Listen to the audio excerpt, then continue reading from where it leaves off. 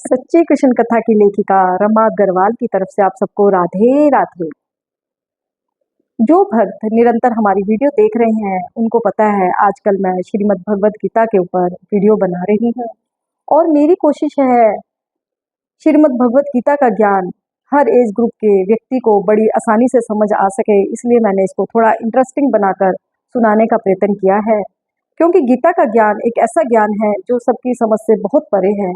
बड़े से बड़े ज्ञानी भी इसके ज्ञान के बारे में चूक जाते हैं और श्रीमद् भगवत गीता को आप जितनी बार पढ़ लो कई बार यह समझ भी नहीं आती। श्रीमद् भगवत गीता को तो वही समझ सकता है जिसके ऊपर या तो भगवान की कृपा हो या फिर यह शुद्ध भक्तों के हृदय में अपने आप खुल जाती है। आज हम गीता के दूसरे अध्याय गीता के सार के बारे में चर्चा करेंगे। गीता के सार में श्री कृष्ण भगवान ने अर्जुन को गीता का उपदेश दिया। यही उपदेश श्रीमद् भगवत गीता के रूप में इसका श्रीमद् भगवत गीता का उद्गम हुआ और श्रीमद् भगवत गीता संसार के सारे वेदों में सबसे ऊपर है। जीवन तो हम सभी जी रहे हैं, परंतु श्रीमद् भगवत गीता हमें जीने की कला सिखाती है। इस गीता के सार में शरीर और आत्मा का संबंध दिखाया गया है। हम सभी मनुष्यों से एक गलती होती है, हम सभी शरीर के कल्याण के बारे में सोचते हैं, परंतु जो इस शरीर के अंदर एक अविनाशी आत्मा बैठी हुई है जो पूरे शरीर को चला रही है, हम उसके कल्याण के बारे में नहीं सोचते। इस शरीर का तो कभी ना कभी नाश अवश्य होगा, परंतु जो इसके अंदर आत्मा बैठी हुई है उसका बार बार जन्म होता है। उस आत्मा का बार बार जन्म क्यों हो रहा है, आज हम इस अध्याय के माध्यम से समझने की कोशिश करेंगे। ये सबको पता है, जब जन्म हुआ है तो मरण भी अवश्य होगा और शरीर में परिवर्तन आना भी एक स्वाभाविक प्रक्रिया है। जब हम पैदा होते हैं हमारा शरीर कुछ और होता है, बचपन में कुछ और होता है, किशोरावस्था में कुछ और होता है, जवानी में कुछ और होता है और बुढ़ापे में कुछ और होता है। हम चाहकर भी शरीर की अवस्थाओं को पकड़ नहीं सकते, इसमें परिवर्तन आना स्वाभाविक है। बहुत लोग कोशिश करते हैं हम जवान बने रहें, परंतु फिर भी इस शरीर में परिवर्तन आना स्वाभाविक है और एक समय ऐसा आता है हम मृत्यु को प्राप्त हो जाते हैं। जब हम मृत्यु को प्राप्त होते हैं तो कुछ ही थोड़ी ही देर के बाद हमारा शरीर सड़ना शुरू हो जाता है, क्योंकि इसमें बैठी हुई जो आत्मा हमारे शरीर को चला रही थी वह आत्मा इसमें से निकलकर अब दूसरे शरीर में चली गई। इस शरीर का बार बार नाश होता है, परंतु जो इसमें आत्मा बैठी हुई है उसको तुरंत दूसरा शरीर मिल जाता है।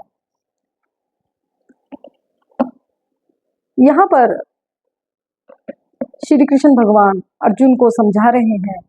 जिस समय अर्जुन मोहग्रस्त हो गया और उसका चेहरा आंसुओं से भर गया, वह अपनों को मारकर नहीं जीना चाहता था, ना ही वह कोई राज्य का सुख भोगना चाहता था।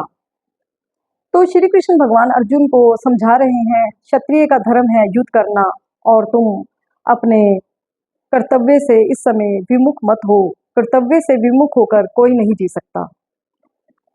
अगर तुम इस समय युद्ध के मैदान में खड़े हो और इस समय अगर तुम यहाँ से मुंह मोड़कर जाओगे तो कायर कहलाओगे और तुम्हारा बड़ा अपमान होगा और अपमान के साथ कोई भी जिंदा नहीं रह सकता और यह एक क्षत्रिय को शोभा नहीं देता।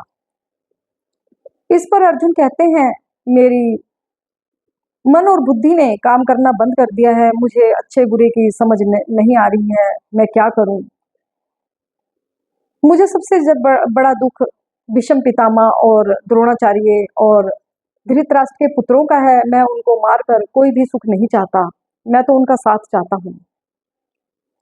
यहाँ पर श्री कृष्ण भगवान कहते हैं, तुम भीष्म पितामह और द्रोणाचार्य के लिए जो शोक कर रहे हो, उन्होंने भी इस पाप में कौरवों का साथ दिया और उन्होंने भी कुकर्म किया है। वह सब के सब नरकगामी होंगे। अगर वह अपनी मौत मरेंगे तो वह नरकगामी होंगे, परंतु आज वह युद्ध करके अगर युद्ध क्षेत्र में मरेंगे तो वह सब के सब उच्च लोकों के वो जाएंगे, क्योंकि युद्ध में मरने वाला व्यक्ति कभी भी निम्न लोकों में नहीं जाता।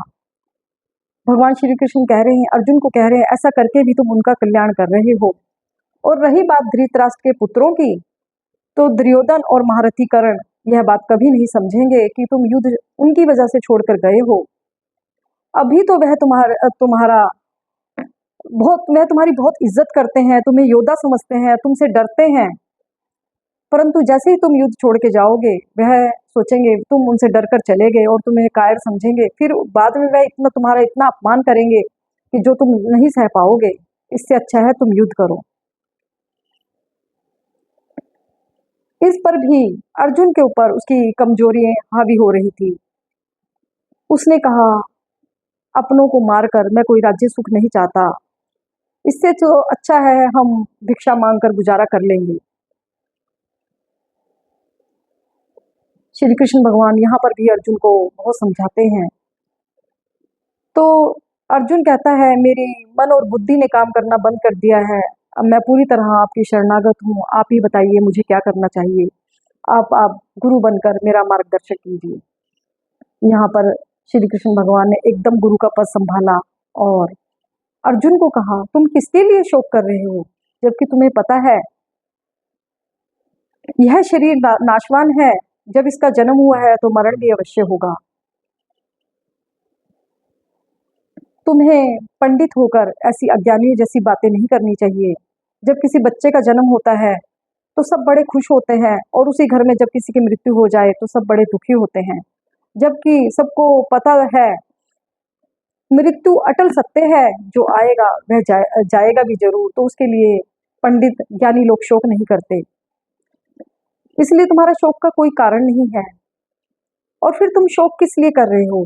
जो शरीर मर चुका है उसके लिए शोक कर रहे हो, या जो अभी मरने वाला है उसके लिए शोक कर रहे हो? यहाँ पर श्री कृष्ण भगवान फिर अर्जुन को समझाते हैं, अर्जुन ऐसा नहीं है, आज से पहले ये राजा लोग नहीं थे, मैं नहीं था या तुम नहीं थे। ये राजा लोग पहले भी थे, आज भी हैं और आगे भी रहेंगे, क्योंकि यह शरीर अविनाशी है। जो इनमें आत्मा बैठी हुई है, मरने के बाद तुरंत उसको नया शरीर प्राप्त हो जाएगा। तो इसमें ये बताओ, मरा कौन?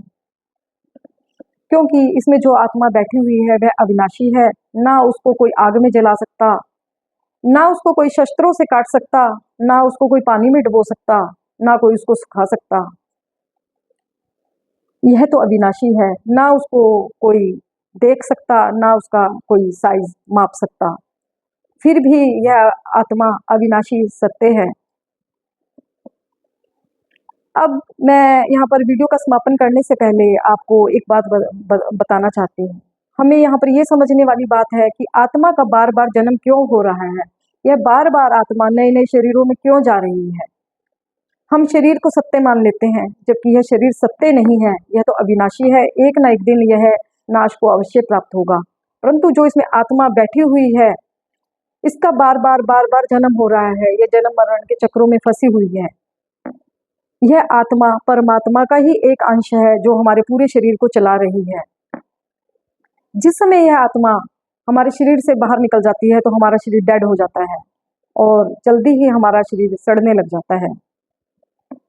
हमारे शरीर को जल्दी ही हमारे शरीर को नष्ट कर दिया जाता है, क्योंकि जो इसमें आत्मा बैठी हुई है वह इस शरीर को अपना घर मान लेती है और उसको भी इस शरीर से मोह हो जाता है। वह शरीर को के साथ चिपक के रहना चाहती है।